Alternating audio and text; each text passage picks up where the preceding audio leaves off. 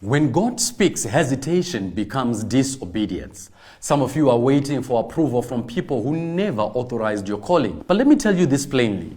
People who don't carry your calling can't confirm it. Zacchaeus was too short to see Jesus, but he didn't ask permission to climb the tree. He didn't ask, is this dignified? He didn't ask, is this allowed?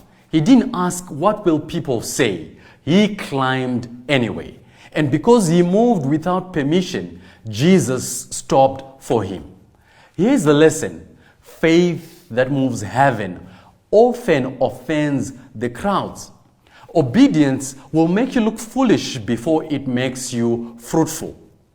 David didn't ask for permission to face Goliath because giants don't fall to committees. Esther didn't ask permission to speak because silence would have cost lives. Peter stood and said in Acts chapter number 5, verse number 29, we must obey God rather than men. Here's the truth. Write it on your heart.